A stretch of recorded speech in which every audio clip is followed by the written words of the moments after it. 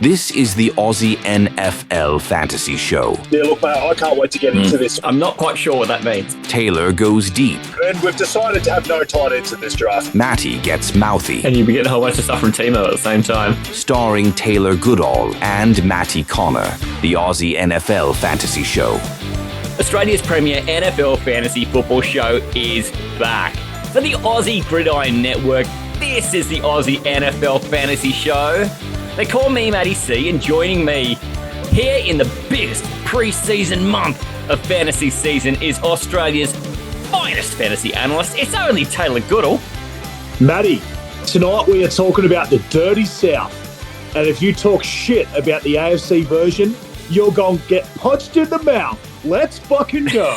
I was hoping you were going to mouth. I just had a secret quiet bet once you set up South like that. I love it, mate. Great to have you back in full voice, mate. Yeah, mate. I didn't have to make the first word kind of work for the second word like I did on the SuperCoach podcast last night. But I found a no regulation rhyme, so it seemed to work pretty well tonight. No strange pronunciation, just to get it to fit, right? So, yeah, no wonka and sunker for who's listening to that show. Mate, the Poetry Society loved it, so I don't know what you're talking about, mate. Don't mark yourself down. Yeah, the Poetry Society's jerking off in the corner. They love it. They're all about the Taylor Goodall. Hey, mate, welcome back. I go to this every week. I see that you've got a character on your screen for me to enjoy, and you've got a nice little title to go along with it. Very timely, given that we're doing the AFC South. Is this topical for the benefit of the podcast? I guess it's topical in terms of the AFC South. But look, I don't know if I'll bother going into the verbiage of my name. I think it's more just about the Cameron Ward side of it. So I'm going to be pretty excited. I'm going to show probably some serious bias, but I try not to, honestly, when I talk about the Titans. That's true. I think you know me by now. If anything, I'm probably harsher on the Titans than I probably am anyone else. I showed a little bit of optimism last year with the Levis sort of Ridley thing, and it sort of bit me right in the ass because that shit. So I definitely have my reservations about going all in on Ridley, even though he looks phenomenal in preseason, and obviously Ward definitely looks far better than Levis, so there is reason to believe. But we'll get to that later. But mate, I'm just really pumped to talk about our favourite division, both of the Souths, really. Yeah, too right. And I mean, it's the home for me as well. I'm a Jags fan, have been since about 2001. So it's, definitely 20 odd years of being a fan of that team will do a number on your mental health. But I'm still there. I'm still there, mate. And I imagine you can say the same things about the Titans. Yeah, we don't exactly get accused of following the winning teams, you and I, when we announced that we're the Jags and Titans fans. People that are Patriots, they get hammered for being a Tom Brady sort of, bandwagoner and stuff like that. But you and I, when we say we're Titans and Jags fans, no one's exactly, envying us, put it that way. I've never had anyone level that accusation at me before. You're just on the Bortles bandwagon. That never happened. That was never a thing. So, yeah. Since we spoke last, and you foreskinned this beautifully a moment ago, and it's only for the hardcore Trekkies will know, we got some exciting news about another podcast, because we both got so much time to take on another podcast, both with our young families and whatnot. But, mate, what will be, will be. Do you want to tell us about the new project? Yeah, look, recently, it was literally last Thursday. It feels like it was about 10 months ago, but with how much we've actually achieved in that time. But it was 1 week ago they released the NFL SuperCoach game. And for anyone that's out there that's played SuperCoach, obviously NRL and AFL has been around for a long time. It's mainly been obviously the Australian sports, but just recently they've released NFL and EPL.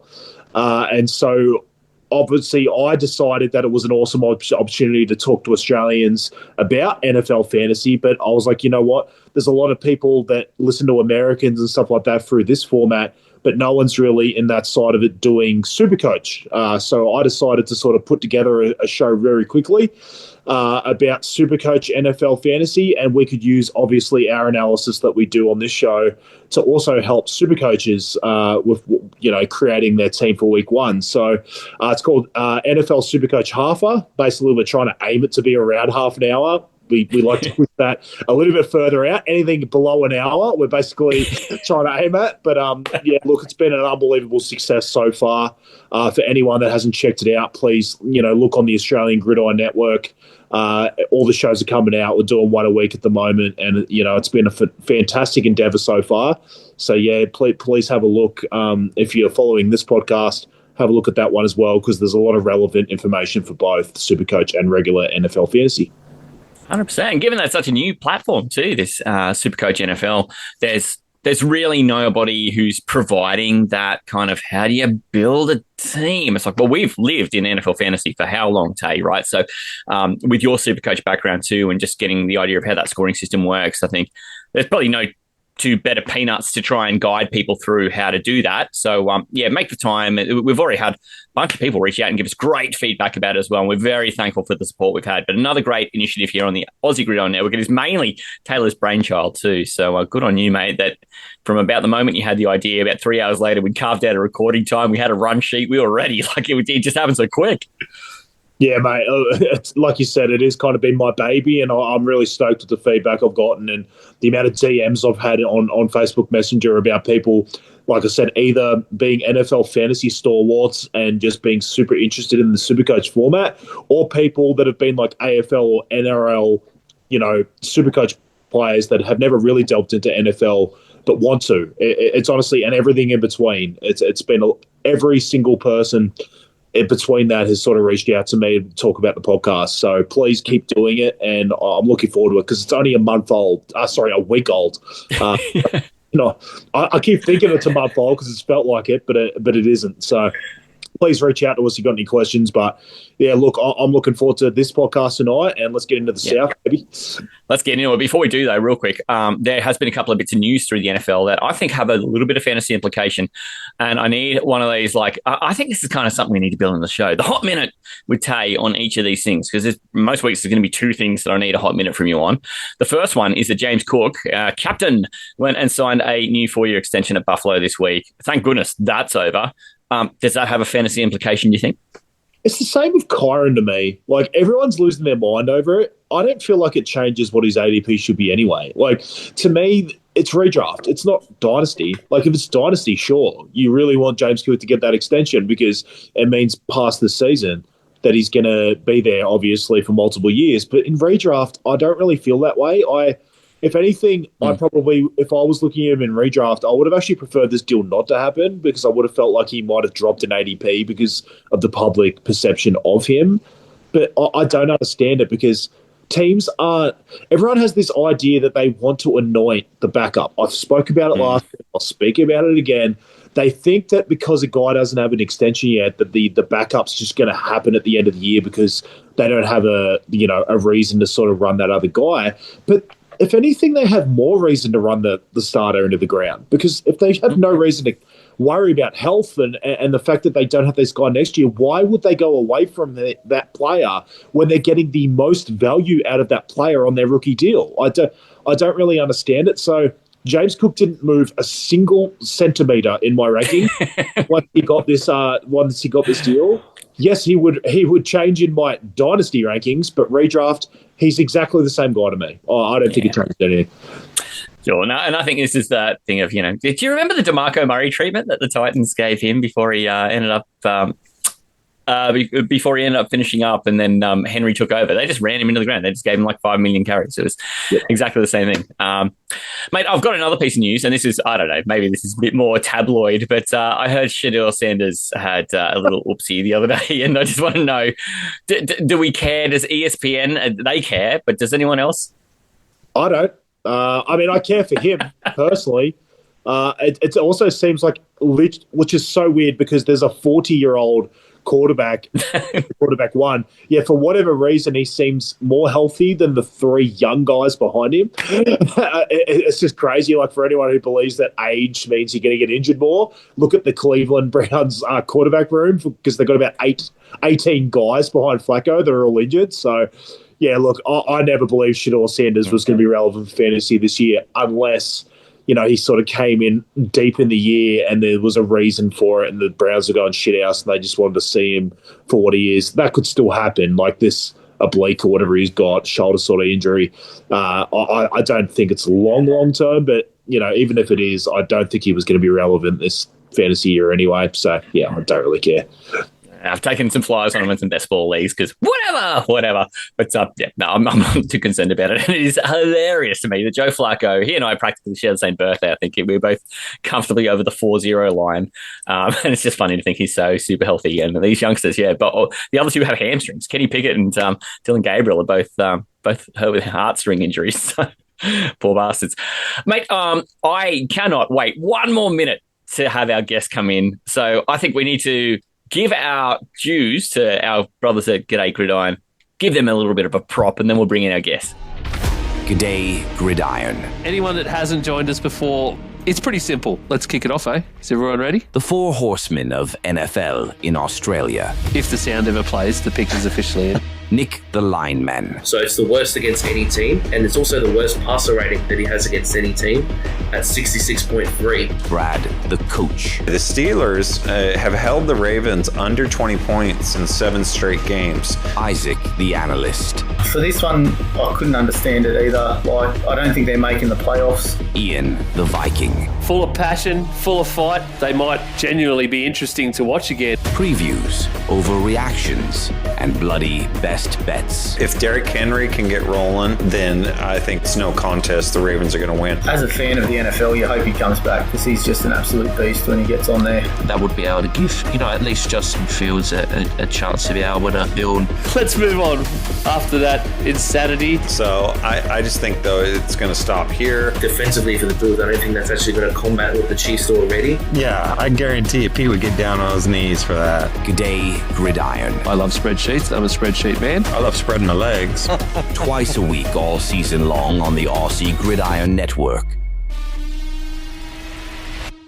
So it's a new week, and we've got a super lineup of fantasy for the AFC and NFC South. That's what we're doing here today, the AFC South. GG, G'day Gridiron, who you just heard from, are going to be doing both conferences, South divisions on the Saturday show. Then we're back on Sunday to do the NFC South. But we don't do it alone, Tay. We are doing it with another brand new voice to the podcast. This is the 4th brand new voice we've brought in this off-season so far. I'm pretty excited.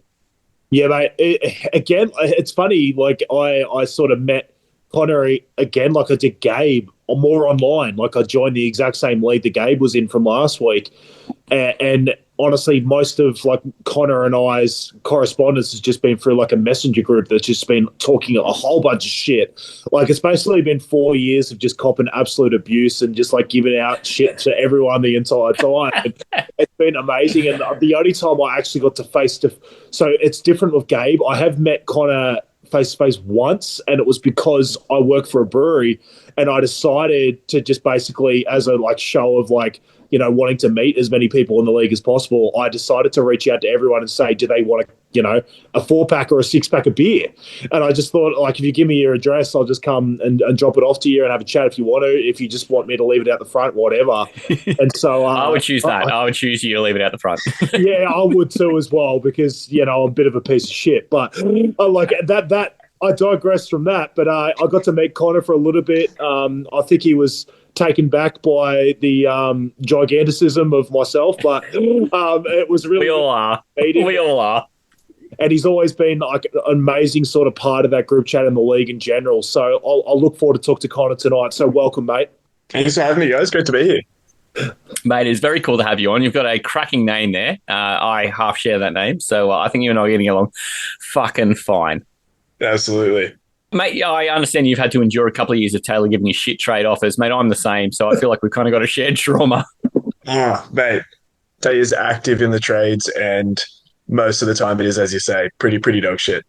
Yeah. He's like a disease. I know. It's fucking... There's no cure. To be fair, look, I'm going to jump in here.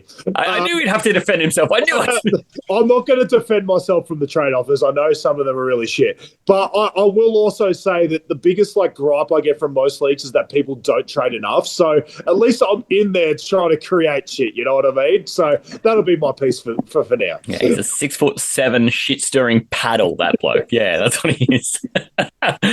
Mate, thank you so much for joining the show. And I'm so keen to get through the South divisions. We know you've got a bit of connective tissue to the South.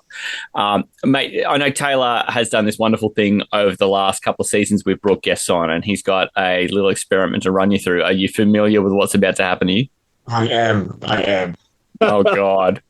Have you done requisite research, or are you just going to let it hit you in the face and see what happens? I had to think about it briefly and then decided it was best I don't think about it. Yeah, that's fair. That's where you get Sam Seaman from.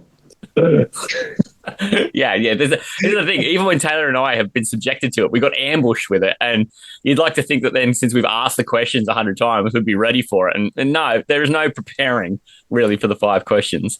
What is something that people would not know about you that you think they would find interesting? Oh, okay. So this is one that I have briefly thought of, and just an interesting sort of selection of the sports teams that I've ended up following. I've gotten to watch a few teams' first championships, which has been unreal. Cronulla Sharks supporter, first championship. Denver Nuggets supporter, first championship. And I got to see Liverpool's first title in the Premier League era. So it's been a good few years. Still waiting on some other ones, that's for sure. But well, no one can claim that you're a bandwagoner on those either, because, I mean, I know Liverpool have got quite an extensive history, but it's not like they've been super successful in recent years. They had the Champions League stuff, but the Premier League, they'd really struggled. So it's kind of cool that you'd sat that out and they'd ridden the wave with them, because that was a long time coming. And then the Cronulla one, mate, I think everybody on earth who wasn't a Melbourne fan was cheering for Cronulla in 2016, don't you? Did you feel the weight of the nation with you? Yeah, everyone who wasn't a mate of mine, I think. They all naturally wanted to see me upset again. Gee, that's a bit mean, mate. Have you got any allegiances where you're still waiting, or is there what are your other allegiances that you haven't just sort of brought up in this last 2 minutes? Well, the NFL one in particular, that's one that's going to be waiting for a long time. You and I both. Yeah. I'm sure we're going to get to that, but that's going to be a tough one. Yeah, I bet. No, fantastic. I love that because, mate, as I've done with all of my allegiances, I kind of, where I've inherited a team through family, of course you do that. But where I've had a choice, I've tended to go and choose an underdog. And it just means that sometimes they're an underdog for a reason, and you got to be patient. So you've got a couple of tough allegiances, don't you, mate?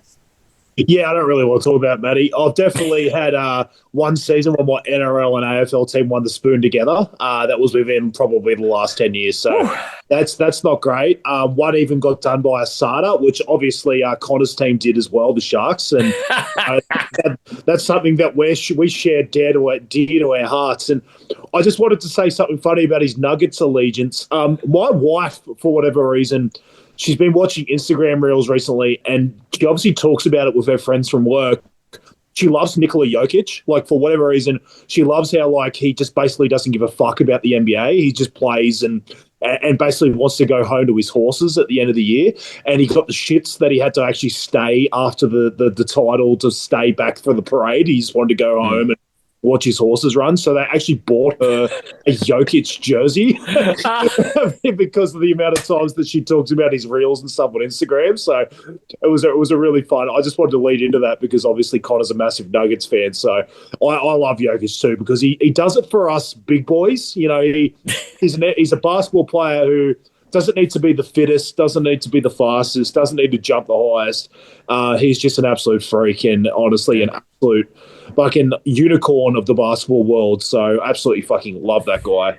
And speaking of, I'm going to bring up a question that is nothing like the question you're just given by Matty C.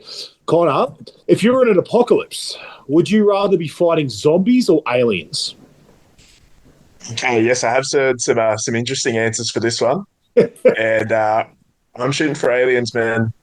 I want absolutely nothing to do with zombies. I'm squeamish just as a person. You know, I'm thinking aliens, I'm thinking lasers. That's cauterizing your wounds, all right? I'm not going to have to worry about throwing up and being killed. That sounds awful, you know? It's double up. Double up. I don't know. This aliens, we've had a couple in a row say aliens, and I love the idea that the breadth of aliens is just, I'll take the gamble versus like fucking zombies. They're a known quantity and I don't want to bar them. I just kind of love that that's where this has been going lately. Yeah, absolutely. I think Gabe hit that on the head with his assessment last week. You know, there's a chance. There's a chance it might go all right. Zombies, they're hating you no matter what. Mate, I like this question because I feel like you and I got a little bit to go Domin on this one. Your favorite NFL team. It's time to out you. Who is it? It is the Carolina Panthers, unfortunately. Now, mate, big cats from the South who aren't super successful. You and I, mate, together, you and I, we were a team. And we came into the league in the same year, which is kind of cool as well. One in the same. Yeah. Been to a few more Super Bowls than my boys, though. No more rings, though. Yeah, well, that's true. I cheered my ass off for the Panthers in that first Super Bowl against the Patriots, though, because it's like, the Patriots. Everyone loves the fucking Patriots. Let's go, Panthers! But, mate, I could not cheer for you against my boy Peyton Manning. I've got an unhealthy obsession with that man, and I couldn't have it. I just couldn't have it. That's fair play. One of the great quarterbacks. Yeah. Mate, so you've been with them for a while, and they've had some up seasons, but how long in supporting them? When did you find them, firstly? So I was a bit of a latecomer to kind of NFL in general. I had some mates that enjoyed it. My best mate's a Seattle fan, so kind of hopped on, watched a few games with him. But I would say I got into the NFL properly in the inaugural year of that league that Tay and I are in. And me not knowing anything, I had the number one pick, and on ADP that was CMC, and that was the year that he just went mental. And in my first year of fantasy football, I won the league that year. And I thought, well, come on, after the Panthers because they've won me the league. Okay, I love that. And then, mate, it hasn't all been green lights and open doors since then. How soon before you realise the Panthers kind of suck?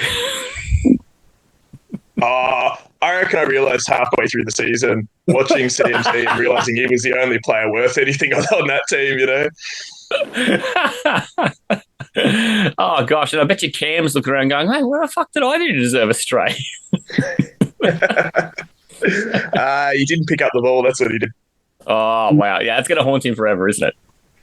Anytime he drops something and he looks twice at people, you're like, yeah, I've seen that before. All right, Tay, you need to bring the zinger. This is the best question in all of fantasy football.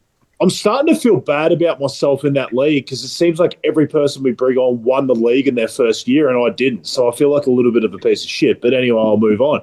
When did we realise Tay sucks? That's the question. Yeah, that's when I realised Taylor is a piece of shit. Connor, I expect something amazing from you. What would you put on your NFL fantasy Tinder profile to lure a potential mate? Ooh, this is a tricky one. Notoriously, I think, especially since that first year, my teams are potentially the most injured every year. Yep. So in the same vein as that, I would say if I'm in the hospital, I can't run away from you. That's very cool. Yeah, you're after a particular lady that just really wants to dominate you. I'm fine with it. Maybe he's working to the caregivers. A real dominatrix. Yeah. You're after. Maybe we don't kink shame in this. I thought let a man have his fun. Only when it's Taylor do we kink shame. That's the first rule of Fight Club. Play on. Whips and chains, baby. Whips and chains. I was wondering what your profile picture looks like. The last couple of times we brought this up, and it never come up before, but the last couple have started talking about their profile picture. I'm like, fuck, we never explored this before. Have you got an idea of what's going to accompany it? What's going to paint the 1,000 words? For that, it would just be my face next to the IR designation. Simple and precise. There's nothing wrong with that. No flies on that. Mate, I'm going to ask you one more on our way out. You've been playing fantasy for some years now, and clearly you got off to a great start. I kind of wonder if that might paint this answer a little bit, but everyone's kind of got that one favourite fantasy player who they just love for tangible or intangible reasons. Who's your favourite NFL fantasy player? I would say my favourite fantasy season from a player is obviously that CMC year. He was unreal. He was awesome. Since then has been a bit of a topsy-turvy time for him. One player that I've definitely hung my hat on a few times since he came into the league is Drake London. Love drafting Drake London. I think he's unreal. Drafted him his rookie season. He wasn't really that good, but I drafted him the year after anyway because I liked him that much. Wow. And I mean, that's in division. That's a guy you meant to hate. Isn't the point of fantasy you get to like players that are actually good? Yeah, that's true. That's true. It is true. You get to throw off the shackles of things that you're meant to do to like things that 100%. It gives you a license, Exactly. I thought he might have said Jamar Chase because he rode the inaugural Dynasty title with Jamar Chase, so I thought he might have said that. Jamar Chase and Jaden Daniels, man. What a time to be alive. Yeah. Wow. Defending that title. He's got that ring. I'm holding it right now, mate. It's to be part of your Tinder profile, just you with the ring. Yeah. Much more suggestive to have your Tinder profile saying, I'm holding it right now. I reckon that would really bring him in. It'd be more interesting to say, I want you to feel my ring, and then not give him any kind of context. This is taking a dark turn. Yeah, anyway, this is a great pod. Mate, you survived the most difficult part of the show, so well done. With that aside, I think it's time to talk some fantasy football. You ready? This is what this podcast is. I'm excited, man. This is the Aussie NFL Fantasy Show. Oh, about time you cut to me there, Matty. Thank you very much. And foreskinning, yet another dick joke. I'm no gorilla, but I'm taking the one-on-one. Zombies, because I don't want to be probed. Why don't you tell me, Matty? Why don't you tell me? Can I swear on this podcast? Yes! I reckon Manjot's mum would towel us up, though. The Aussie NFL Fantasy Show. Let's get excited. Let's start in the AFC South. We're going to work from the bottom up, right? So we're going to start with the Tennessee Titans, which, mate, a tough year last year, Tay. Understandable. Yeah, are you talking about the best team in the AFC South? Is that what we're talking about at first, I assume? Sure. Yeah, great.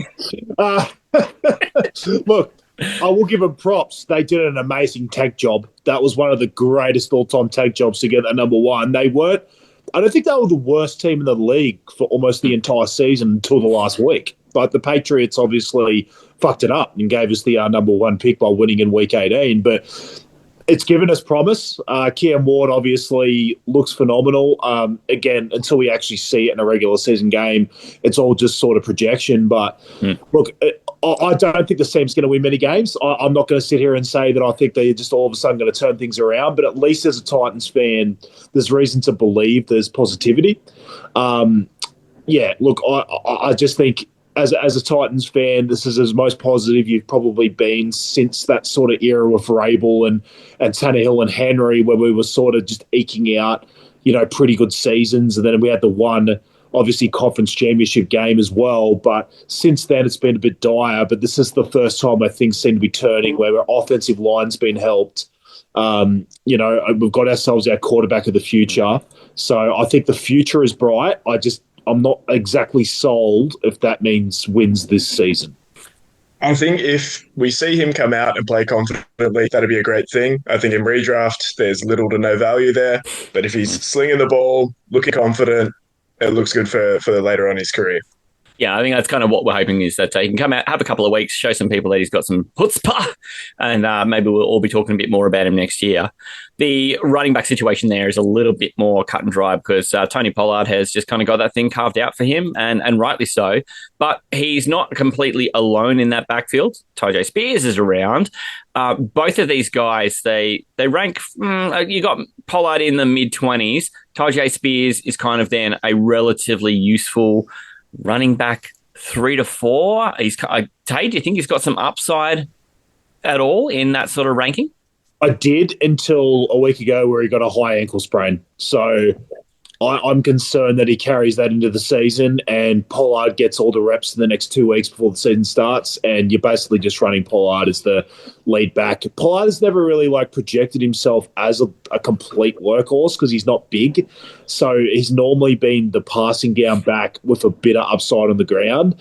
But with Tajay Spears sort of having that high ankle sprain, and for anyone out there that thinks a high ankle sprain's a regular ankle sprain, it's not. It's something that takes people a long, long time to come back from. And obviously Tajay Spears himself is already, struggling with health issues before he even got in the league. He's going without an ACL, which basically from the start has basically been saying that he's not going to have a long career as it is. So I'm concerned for Tajay Spears for this season because of the fact he's already injured. And so I would project Pollard to go a bit higher than I probably was initially because I think he's going to be the lead back at least for the first couple of weeks. He'll always be the lead back, but there was a reason to believe it was going to be like a 60-40 split.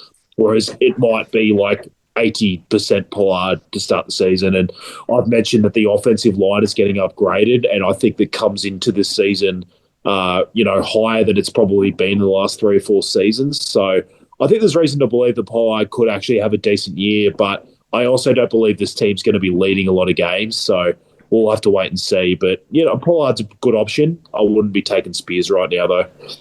Yeah, I mean, the problem I had is I came into the season with him ranked sort of around 30-ish, kind of near the Pittsburgh guys. And I'm like, I don't love his situation, but clearly the volume is going to pick that up a little bit. Hey, I got to tell you though, Connor, like the thing about this Titans team is that you don't need Pollard to go between tackles all the time. He's not Derrick Henry. So do you think it really matters where the Tyjae Spears are in? Do you think it actually helps him? I think, as Tay was saying, Tyjae Spears' high ankle sprain, basically taking him off any draft boards, even as a handcuff for me. Not excited about it all.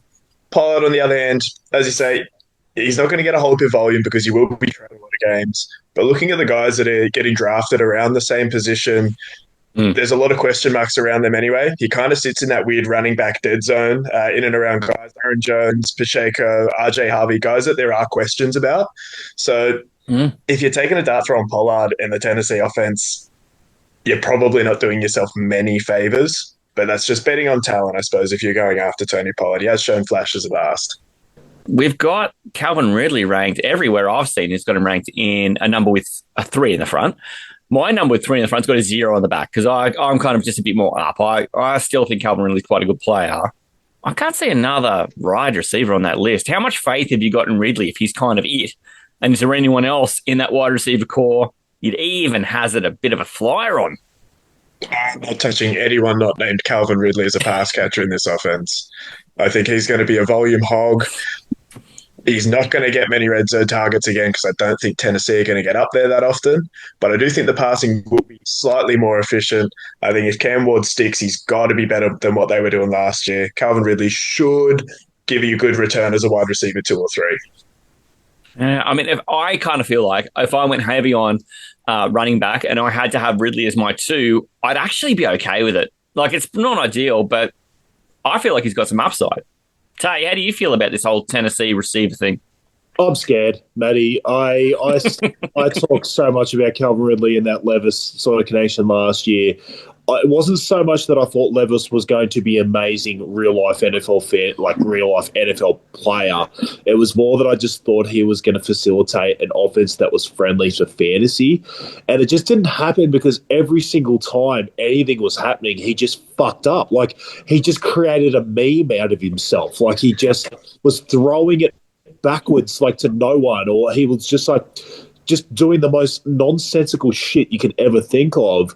And I do, to be fair, like I think Cam Ward is perfect for the Titans because he is the complete opposite. Like, if anything, there might be a situation where you're thinking, shit, I want Cam Ward to actually do more, like actually show a little bit more Levis, like only because he's probably going to be so calm and collective that you're not going to see a lot of that stuff. But I still think that that's actually going to work better with Calvin Ridley because Calvin Ridley's a very good route runner. And I think he's going to get balls that he never was getting with Levis last year because it's going to actually go to where he expects. I know that sounds crazy, but I just think that Ward's going to have a better connection with Ridley this year. I'm not willing to rank him super high because I just don't trust the offense and I don't know exactly what this team's going to look like this year. But you hit the nail on the head. He is going to be a volume hunter. This team does not really have a wide receiver 2 of note. It's basically Tyler Lockett, Van Jefferson, and a bunch of 4th-round rookies. We can get to the end where we sort of talk about any kind of guy that we're looking at as like a late-round flyer. I don't think there is anyone in redraft, but there are some guys in Dynasty I don't really mind having a look at. But, yeah, like Connor said, it's just going to be all fucking Ridley. So if there's anyone out there that isn't a Titans fan, that isn't super disgruntled about last year, I'm fine with you going all in on Ridley. I'm going to be watching from afar because if Ridley dominates and causes me to lose fantasy matchups because he's on the other person's team, I will still be fine with that because at least I know he's getting good fucking service from his quarterback. Let's move on to the greatest team ever to play football, the Jacksonville Jaguars. No bias, by the way. It's going to be an interesting year for them because there's a lot of expectation, especially since a few players have got some money. Trevor Lawrence is somebody who I know last year there was a lot of positive sentiment towards maybe this could be a year where he performs well. He really didn't. And this year he's now paying the cost of that in his fantasy rankings. I've been buggered if I can find a site where he's higher than about 18, and I kind of feel that's about right. I'm far lower than that. Tay, you didn't even rank far enough to find a number that you thought was suitable for him. I'm going to go to Connor then. Where do you think Trevor Lawrence fits into a fantasy landscape this year? What kind of league do you have to be playing? I think he's a fair option in 2 quarterback leagues. And if you don't end up with one of those top guys, and I think this is a draft strategy that I'll be keeping in mind in a couple of drafts, if I don't end up with one of those top guys, I would definitely consider taking 2 of those sort of pocket passes. Just start throws, see who works out, see who's going to have the Baker Field upside. I mean, you could do worse than take one hero and then just a bunch of these low-ranking, just see who outperforms their ADP, right? That's a real legitimate strategy, right? Absolutely. I think if you're not taking one of those top guys, if you end up in the mix with that sort of quarterback dead zone where you've just got a bunch of guys that you're hoping throw 30 touchdowns, you can do worse Trevor Lawrence. Yeah. Tay, where do you think this all works out in the mix? I actually like the strategy Connor brought up. The only problem is if I'm taking 2 later quarterbacks, I'm probably taking like a Justin Fields and a Drake May. I'm probably looking at guys that I think have the chance to sort of break fantasy because of their legs and just basically having like the Jaden Daniels season of last year. It'll be interesting to see if Liam Cohen coming over, whether he can sort of replicate that offense he had at the Bucs. I just need to see it from Trevor Lawrence. Like, he's obviously been given everything he needs to succeed. I will say his offensive line is like deplorable. So when I say he's been given everything, he probably hasn't actually, because his offensive line sucks. So he's going to be under a lot of pressure, but that's where he's going to really need safety blankets of Brian Thomas. And then obviously Travis Hunter really needs to, basically become who he needs to be in his career straight away. Whether that happens is obviously what we're going to find out. But yeah, look, honestly, it's all upside based off obviously an offensive coordinator becoming their head coach. I've got my reservations about whether Trevor Lawrence can be a fantasy asset. He's probably going to be just that guy that sort of sits at the end of drafts and you can take if you really want to. But I'm worried that his floor and his ceiling are too close together, and I just have no idea how he possibly has one of these like breakout season where he's like in the top 5. I just don't see it. Oh, God, I can't imagine how that's possible either, which is fine because you can win NFL games without being an incredible fantasy asset, and I'd prefer that. But I kind of think the way to go here is let's stick with both the quarterback and talk about the wide receiver at the same time here, because you bring up Travis Hunter. I'm kind of looking down the depth chart a little bit. You sound like you've got some confidence that Hunter will have some immediate impact. He has to. I just think what they gave up in the draft, I just cannot imagine how it's a smart, like, is it Sean Khan or whatever, the guy that owns it? I just cannot imagine that he looks at the GM and goes, you just traded up from 5 to 2 or whatever it was and gave up all that capital to just not have this guy just be a complete contributor from day one. I just cannot see how that can't happen. I know there's all this chat about him playing, a DB or playing on defense as well as playing offense, but I think it's an offensive-driven league these days. Like, if you're an owner, you really want a guy that you've just thrown away 3 first-rounders or whatever it was on moving up. You really need this guy to be dominating out there straight away, especially because you also got what everyone believed is this generational talent in Trevor Lawrence throwing the ball. You kind of need it all to work straight away. You also took a shot on an offensive coordinator to be your head coach. How are you not trying to make sure everything on offense works? Because I honestly, I don't think this defense is going to be good whether fucking Travis Hunter's on it or not. So you really need, if you're going to win games and sort of prove everything you've done, you need this offense to be humming. So I just cannot imagine how they don't want Travis Hunter being that wide receiver 2 behind Brian Thomas. They also lost Evan Engram, who was a massive part of their offense. Like, you can talk shit about him all you want, but he was like such a target hog for Trevor Lawrence. And, Brendan Strange, we'll talk about him probably in a sec, but, I don't think he's going to be this target hold like Evan Engram was. So I just think Travis Hunter has no choice. They have to get him involved straight away, or this is just going to be a failed project straight away. If it's not Brian Thomas hogging all the targets, and I do think that he's going to be very relevant as he was towards the end of last year. He was amazing. As Tay said, the draft capital that they've given up for him, he's playing wide receiver. They didn't trade for a cornerback with that trade. They traded for a wide receiver. What they gave up reflects that. And I think his role in the team, especially at the start with everything coming out of camp and everything coming out of the coaches from Jacksonville, is that Travis Hunter's going to be primarily on the offense. And I think that will generally stick for the rest of the season. How do you feel about the other pass catchers, though? Is there anybody else there that you think's worthwhile? Because we saw Brenton Strange have weeks where he was a bona fide top 5 tight end. Look, I think Trevor Lawrence does enjoy targeting his tight ends. Cohen has shown that when necessary, the tight ends do get targets in his offense. We saw it with Kate Otten last year when the wide receivers went down in Tampa. But again, he's one of the guys, you're drafting him or you're streaming him. You're not really taking him in your draft, thinking about him as your starter for the whole season, I don't think. I mean, gosh, how far did we get to tight ends before we found a spot for Brenton Strange? Tay, for you and I, it was 21 and 23. Consensus across major sites, about the same. So, there's not a whole bunch of great sentiment towards him. I'm just going to dig down that depth chart now and say the guy who I think is likely to sort of just find himself out on the field a bit more than people expect early on is going to be Jeremy Brown. And I think he's going to kind of be like that Zay Jones role if he just kind of becomes his third pass catcher who people aren't expecting to do a whole lot. And I think he's worthwhile in a best ball league only. But early on, I think we're just going to see he's out there a bit more while Travis Hunter gets kind of acquainted. And while he gets over the thing that he's not going to be a defender, I think he's going to pout about that for a while. The other position here that we stepped over it because I think the conversation took us the right direction is that the running backs here is, I say this to Manjot all the time about quarterbacks.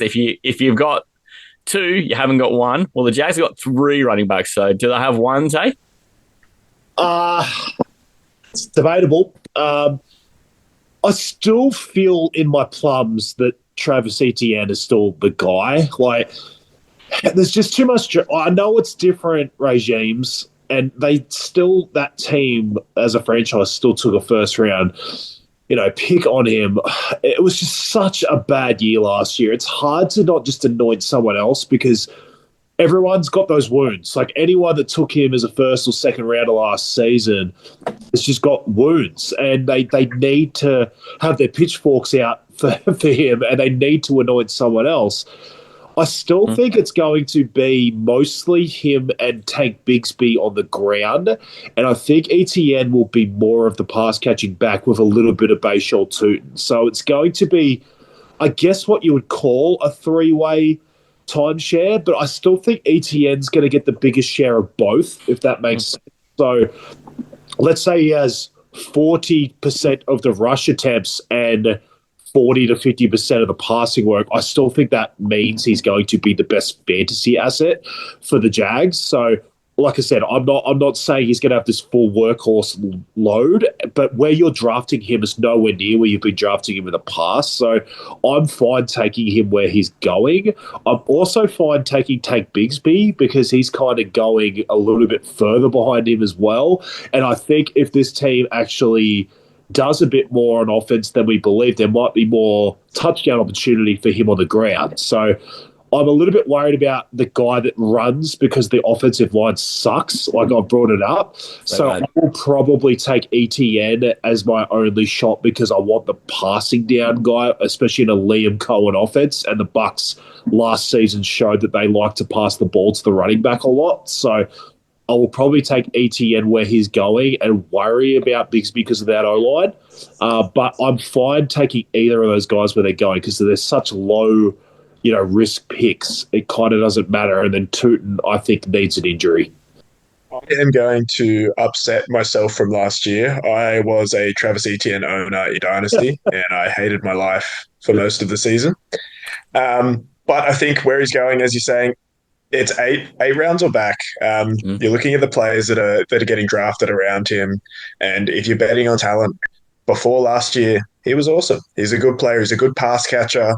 I think there is a role for him in that offense. If we're in a PPR league, he will outperform his drafting position. I kind of have doubts about him outperforming his position that he's getting drafted. God, I think he'd have to die if he wasn't going to, because, I mean, he has been left for dead. And I think kind of rightly, he hurt a lot of people's feelings last year. And I'm ranking him like last year didn't hurt me because I'm trying to be the bigger man. that may not be the wisest thing to do, but I've got him ranked just outside my top 20 because I kind of feel like there is a lot of opportunity for him. So I'm going to end up with a lot of Travis Etienne. I'm going to end up with him as my third running back in a lot of places. And I think that's right. People who are waiting for him to drop to being their fourth running back, if they can get that, then buoy to them, because I feel like there's just no way that he can possibly perform to that level and below. I think there's only upside for him. Is there anybody else? I brought up De'Ami Brown. Can't imagine that anybody's going further down the depth chart than De'Ami Brown or Bashal Tutin for players to look out for, right? Yeah, happy to move on. Sure, no Nick Mullen references, anyone? Okay, moving on. Let's go to the kind of surprising Colts last year. They were better than I thought in terms of NFL, but they struggled to produce fantasy assets. What are we doing with the quarterbacks there, Tay? Because we're of the understanding that there is a quarterback battle there, and it's got to be about the most vanilla battle I've ever seen between A-Rich and Daniel Jones. Who's in front? What do you want to do here? Anything? So I re-listened to our podcast with Gabe, and Gabe has this massive erection for fucking Anthony Richardson. Yeah. And I kind of disagreed with him because he's basically saying that I don't understand why there's a battle, like Richardson's going to be better, blah, blah, blah. The reason there's a battle is because Richardson has sucked so much ass. Like, this team is completely biased to making sure that the draft capital that they spent on Richardson is realised. So if they are saying that there is a camp battle, it is because they really, really need a camp battle. Like, they are incentivized to make sure that everyone realises that Richardson is a great pick. Like, they want everyone to think that they made some awesome pick of Richardson in the first round, a couple of years ago. So if they're actually not willing to come out and say that Richardson's our guy, it means that he's struggling. So I personally think that Daniel Jones is probably going to be the starter. I think they feel more comfortable with that. I think it's actually better for guys like Jonathan Taylor and some of their passing assets that we'll obviously get to in a second. But I think I put my chips on Daniel Jones starting. But as a fantasy asset, obviously Anthony Richardson's far better. He runs better. He's probably a better chance of getting injured. That's the problem. But I think as a fantasy asset, if you're going to pick one, you'd rather Anthony Richardson be the one breaking out than Daniel Jones, because Richardson has top 5 upside, whereas Jones is probably like your top 12, top 10 upside in his best case scenario. So I think Daniel Jones is going to be the starter. I just think for fantasy, it's better if Richardson started. How do you feel about this, though, Connor? Because I don't know, it's not like Dan Jones is a statue. He gets out there and runs like a madman. Look, I think if you're going to be drafting either of these guys, obviously, as Tay said, you're going to draft Anthony Richardson. His ADP at the moment puts him in the same realm as drafting defenses. So he's basically free. There's no risk in picking him up as your last pick, your second last pick. And as I said, there's a heap of upside there. So I don't hate the idea that you might take Richardson just last off the board just to roll the dice and see what happens. But banking on the Colts quarterbacks in particular, probably not going to get you much return. A guy I think you can trust in that offense is Jonathan Taylor. We had a question in the mailbag last week saying, if it's not Jonathan Taylor, who else on the Colts do you trust? That implies we trust Jonathan Taylor. Do you, Connor? I do. I think he's had time since his injury season.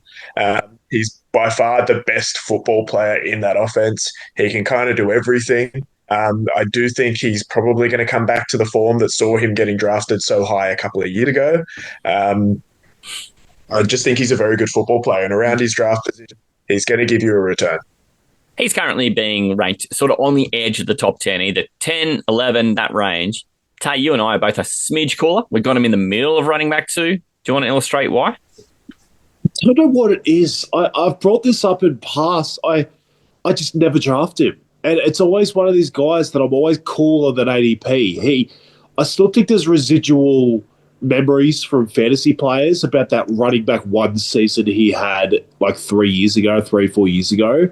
But it was all predicated on touchdowns. He had like 22 touchdowns.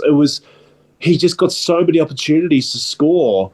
And then I'm looking at this team now and I'm like, trying to tick boxes. It's like, good offense. Fucking no tick. Is he going to catch passes? No tick. It's like, I don't know where the upside comes for him. And I feel like he still gets rated because of his talent more than his situation. And it just worries me. I'm always cooler on him. I love his talent. If he went somewhere else, I would be stoked. I would draft that guy straight away. I'm not trying to say he's not a great running back. It's just the situation he's got there at the Colts. I just don't think that season is ever happening again. And obviously when you're drafting him, it doesn't have to be a running back one season to return value, but there are just so many red flags for me as to why I don't think he's the guy I want this year, because I just don't see this breakout when he's not obviously a touchdown threat and he's not a threat to catch 50, 60 passes or something and have a breakout. I just have my concerns. Yeah, I kind of worry about the same reason, is that he doesn't catch passes, which to me is a bit of a problem for an offense who I don't know are going to be in touchdown scoring range a lot. And, he's not the young, fresh face he was in 2021 when he was busting off long runs from scrimmage as well. That offensive line is not what it was. So that's my reasons for having him at 15. Tay, you got him at 14. The world says he will have to return a running back one season to get your draft capital back because he's going at 10 and 11. So that's why we're nervous. And I don't mind being wrong on this one because it'd be kind of cool to see Jonathan Taylor back at full flight again. It was fun the year that he did, because I was absolutely, very famously, not sure that was ever going to happen. So it'd kind of be cool if he could recycle that.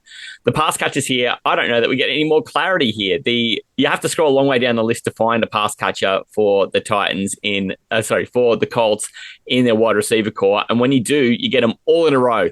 You get a whole bunch of Josh Downs and Michael Pittman. And then if you like, there's a bit of Alec Pierce and then every other signing that they've ever had that is still on the roster right down there with him. Tay, you've been a Michael Pittman fan in the past. Then Josh Downs came on the scene, who was healthy while Pittman was hurt. What do we expect out of these two? Since you've kind of famously been on both of these guys in the past. Yeah, I've kind of been more on the downside this year. They're sort of getting drafted like really close to each other. I'm just concerned. Like, Pittman hasn't really shown that he's had like a great connection with either of these. Like, obviously Dan Jones is new, but he didn't really seem to have a great connection with Richardson. It just worries me a little bit. Like, Pittman was never this amazing touchdown threat or this guy with ridiculous upside. He was just great because he got volume. I'm just worried that like Downs might actually be a better route runner than he is. And I'm like looking at these two, I'm like, there's not a huge passing offense with either Jones or Pittman. So if I'm looking at this going, is there actually a better route runner on there? Not to mention they've just drafted a first round tight end. I just worry that like Josh Downs at least has like an upside where he can run around and get maybe a long touchdown or something from a Richardson, whereas Pittman doesn't have that upside. So I'm looking at these two guys and I'm like, there's reason to believe there's like downside for both, but I don't see the upside for Pittman, whereas I see the upside for Downs. Yeah. I mean, let's include all pass catchers at this point too, Connor. Let's feel free to wrap in what they do at tight end at the same point here. Where do you have the most confidence in a Colts pass catcher now? By far, Tyler Warren. I think in the wide receiver room, you can see it with the rankings. When you have two guys from the same team that are right next to each other, it's because no one knows what to do with them. And I think that's pretty spot on with Pittman and Downs. I think some of them have a pretty low ceiling when it comes to that Colts offense. I think a lot of it is going to be the easy button, which should be Tyler Warren. He should soak up some targets. I think he's a pretty dynamic player, and I think he's by far the safest, and I think by ADP, it's clear that he's probably the most reliable player in that offense. So you've been very famously keen on Tyler Warren. I won't get to sing the whole song again, but to make just very quickly, I just want to highlight, you're quite high on him compared to consensus rankings. Yeah, I am. Obviously, there is a little bit of Bowers from last year leaking in. It's just basically looking for tight ends. I think you're better off trying to find a tight end that might be the target leader instead of trying to find a touchdown outlier. Obviously, 2 years ago, Laporta dominated as a rookie, but that was because of a touchdown situation, whereas last year, Bowers was just a guy with shit quarterback play, but he was the target leader. So he dominated fantasy just from absolute volume, and I'm wondering if Tyler Warren could do the same. I sort of debunked that you need an amazing quarterback to actually be a tight end breakout, as long as you don't have like dominant wide receivers next to you, and this is exactly what Tyler Warren has. So I think there's a massive opportunity for Tyler Warren to be like a Bowers from last year, because your biggest issue, obviously, for Warren is quarterback play, but you just saw it from the Raiders last year, it didn't matter. So, yeah, I'm massive on him. I'm not guaranteeing it because rookie tight ends as a whole have normally been a bad bet. But I just think you've got to look at the situations one for one instead of just assuming they're all going to be shit or all going to be good. Yeah. Has anyone got a late round flyer for these Colts? I'm not sure that there's a whole heap more to talk about from the guys that we've got in terms of like name brand. Tay, you got anyone that is you getting down the depth chart to try and find? Nah, these guys can lick my ass. Yeah. Hey, Connor, they doing some ass looking for you too, mate? If I'm playing best ball, I don't mind Alec Pierce. Alec Pierce. He has potential for boom weeks, but I can't be asked with him otherwise. Let's shift gears to the AFC South champions, for whatever that's worth, was the Houston Texans. And, mate, they made it look very hard to be the champions of this division. But they've done it with what was the great rookie quarterback, CJ Stroud, who then came back in the second year and was not so overwhelmingly good. I think there was a lot of expectation for him. The ranking this year kind of shows that people have kind of gotten a bit wary. It's getting ranked about sort of 17.5 is his consensus ranking across all the major sites. Tay, you and I have him at 17 and 18, so we're exactly the same. I'm going to go to Connor on this one first. What does your comfort level have to be to have CJ Stroud as a quarterback in one of your fantasy teams? What kind of league are you playing? And what does the rest of your roster sort of look like to feel like Stroud's your guy? I don't think you could pay me to take CJ Stroud. I think he's a very talented player. I think he had a lot of issues last season to do with the offensive line, which is now potentially worse. Yeah. I don't think Stroud helped himself. He had the 5th highest time to throw out of any quarterback in the league last year, which is not a great stat if you've got a very average O-line. And I just don't see that changing. I think he's talented, but I don't think it's a great situation for him to be returning much of anything. I feel like if he was your second quarterback and 2 quarterback, you would like to think you had a hero to lead your quarterback core. You don't want to be going late and having him as, taking a discount on your first quarterback and then relying on him as your second. It is kind of weird how fast that turned too, because he has had difficulty getting that ball out and that offensive line has not gotten better. However, he's still the highest ranked quarterback in the AFC South for fantasy this year, Tay. Can you believe that? I can believe it, because you could look at this as, say, he had one fantastic year and one shithouse one, and it's like, well, if you compare the other guys, some of them don't even have the good year to actually talk about. I'm with Connor, though, like the offensive line play seriously worries me. They lost Larrabee Tunsil, like who was literally their best offensive lineman, to an offensive line that was shithouse already. So he's going to be under constant pressure. Like he's going to need, like you could make the case, even though I like their rookies, that they have a worse wide receiver core this year than they did last year. Yep. They've also got massive concerns around Joe Mixon, like with the injuries that we'll get to in a sec. But yeah, it feels to me like, and I think this team's going to lead on their defense. Their defense I saw was ranked 4th in the league. Like they're going to be an amazing defense, so they're probably going to play low-scoring games as it is. So I am concerned of what CJ Stroud's upside is.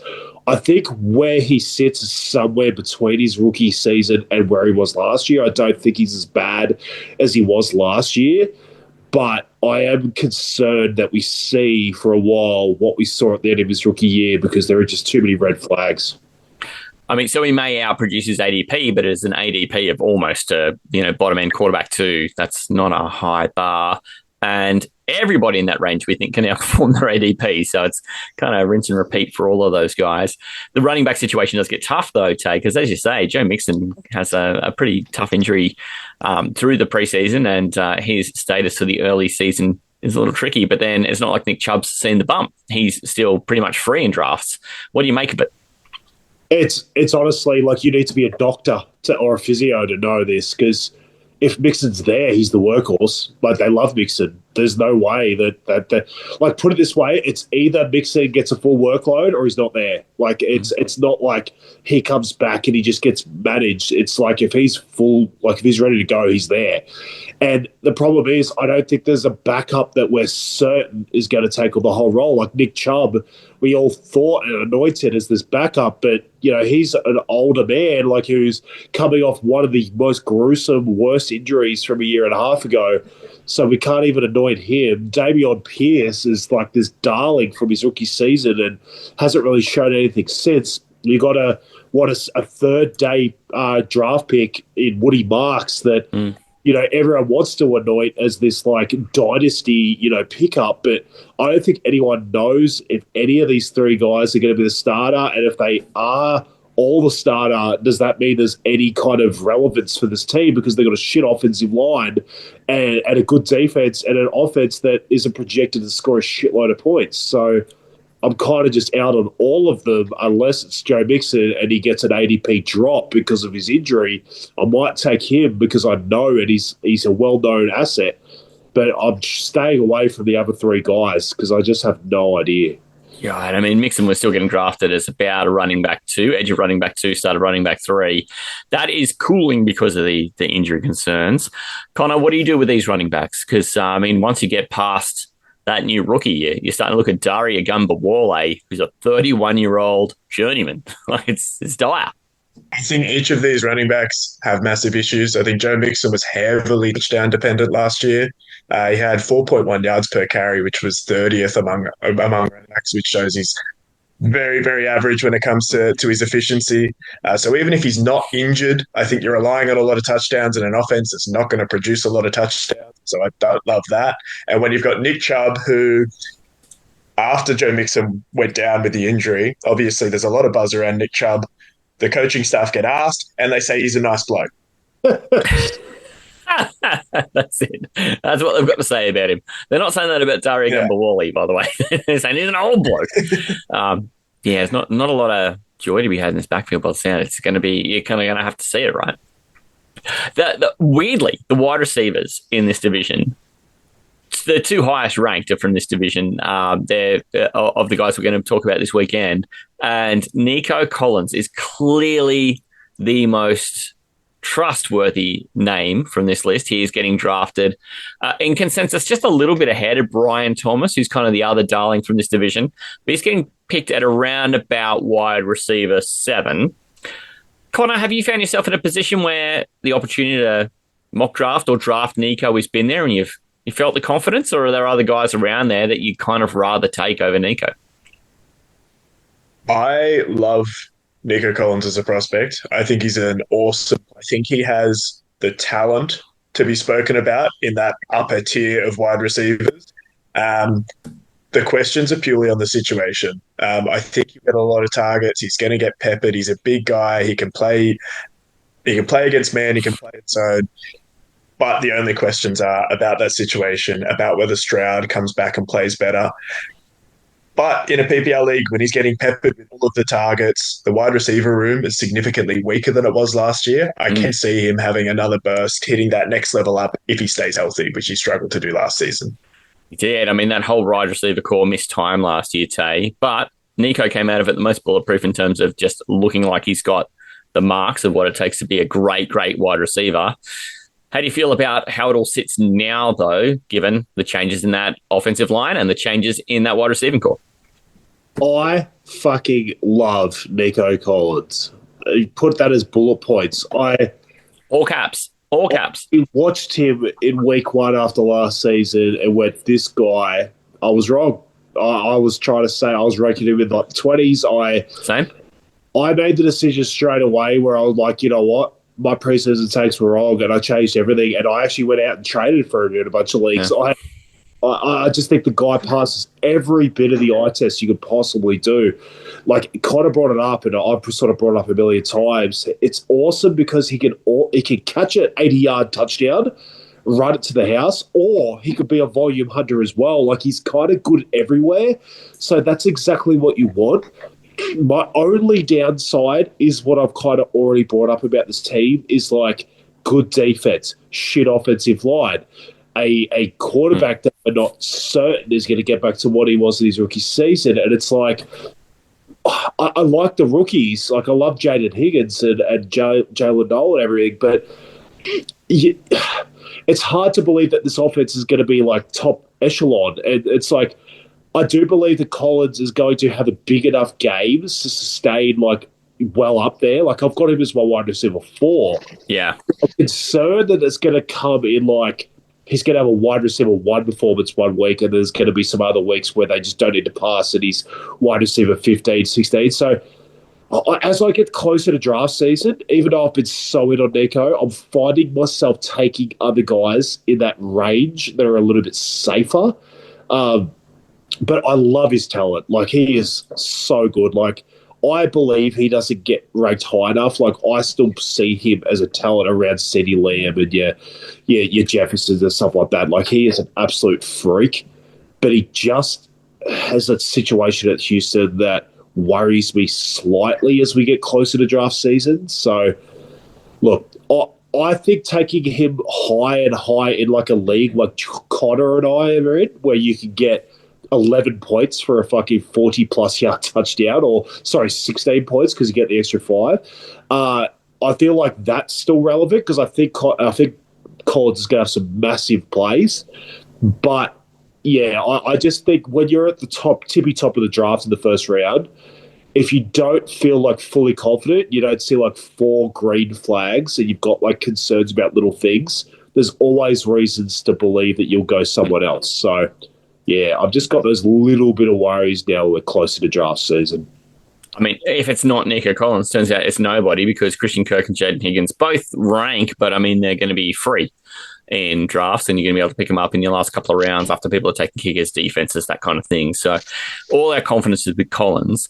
There really isn't a lot to say about a tight end here either, because while Dalton Schultz has had his moments, he certainly has found it harder to carve out a role of importance at Houston. He is ranked outside the top 25 at tight end across the major sites. I barely have him better than that. Tay, you've got him a little hotter than that. You sort of got him on the fringe of tight end too. It's also not instilling a ton of confidence, right? It doesn't matter. Honestly, like, I could rank him like at 18 instead of 26. It's fucking tight end. Like, barely, like, tight ends have about 6 guys that are relevant a year at best. It's like me ranking him at 18 instead of 26 or whatever he is at ADP. You have to give him a number. That's the thing about this, isn't it? You have to give him a number. If anything, I was more confident in him last year because I actually felt like he was the kind of tight end that you could stream in right matchups because they had a full core of guys. And I made this call that he would score a touchdown with no one in QE of him because everyone would be worried about Diggs, Nico, and Tank Dell all at once. And then you'd just see like Schultz completely open. I actually think he's in a situation where he's worse off because there isn't all that talent around him. So, like, teams actually might look at him as like the second receiver. They might actually send more to him. And yeah, I'm worried outside of Nico that anyone else is going to be relevant in this team for fantasy. Yeah, it's going to be tough. Before we wrap up the Houston Texans and wrap up our Friday show, Connor, is there anybody on this Houston side you want to throw a late round dart on? Absolutely not. I think the rest of them are terrible. And on the point of Schultz, I think Taylor might be faster than Dalton Schultz. I mean, I've seen Tay over 25 yards. It's not great. Yeah, especially after a Chico's burger. Like, I'll probably still quicker than fucking Schultz after that. Mate, I reckon if there's a cold beer fridge at the end, that would get you there quickly. Yeah, that's how to do it. Don't put that in front of me. I'll be running like I'm fucking Jamar Chase if like you put a beer in front of me. Well, so we've been through all of the AFC South guys. Connor, you survived the 5 questions, and to your credit, you haven't strangled either Taylor or I, so thank you very much. It does give me the chops that I think that you're going to survive the Sunday show. So I'm looking forward to having you back for that. We're going to get to some places that are pretty close to your heart as well, and I'm looking forward to that, mate. Come and join us on the Sunday. Yes, sir. Can't wait. Cannot wait. Hey, Tay, thank you so much for everything you've brought to the show too, and also for all we did through the week with that new NRL SuperCoach podcast as well. It's fantastic to just have so many touch points with the fantasy community, and we've just found so many fantasy players. Oh, mate, it's amazing. Like, thank you, Connor, for coming on. I know you've wanted to sort of come on for a little while, but like we've had that many great guests that are coming on and having their different takes, and like it's just such an amazing community that we have. And all we've been trying to do with this podcast is trying to reach out to Australians that love NFL fantasy, and yourself and Gabe from last week and all the other people who've come on. They've all brought amazing, intel into this podcast. So thanks so much for coming on, mate. And hopefully we haven't given you the shits enough that you won't come back on Sunday. I mean, it's been awesome. You're building something great, and I'm glad to be a part of it, man. Thank you, mate. And I urge people who have stumbled into us, like and subscribe the network feed, because there is something for everybody here. Aussie Gridiron Network has G'day Gridiron. You'll see them tomorrow. They're going to do a great job of talking about the NFL world analysis of everything. We do the fantasy one. We've covered the South in the AFC today. We're going to cover the South in the NFC on Sunday. But also, we do the SuperCoach Halfa. I've been out talking to American football teams here in the ACT, and we're going to be producing some content for Pastry Press NFL, which is the YouTube channel that we all use through the Gridiron Network here. They even had a nice meeting with a great player from the Australian women's team, Grace Murphy, and that interview will be here on the AGN feed later this week as well. So there's something for everybody. If you come across the network and you're just kind of kicking the tires, looking around, make sure you tell somebody who you know who likes NFL as well about us. It is amazing how much that makes a difference. On behalf of the rest of the network, though, we will get to catch you all on Sunday. In the meantime, stay well. Hooroo, everyone. The Aussie NFL Fantasy Show. Thanks to the Aussie Gridiron Network, Australia's home for NFL and Australian gridiron content. Discover everything the network has to offer, including G'day Gridiron, Pastry Press, NFL, and Aussie Gridiron Today. Buy merch and win free stuff. Visit the mothership at linktree/Aussie Gridiron Network. Hooroo.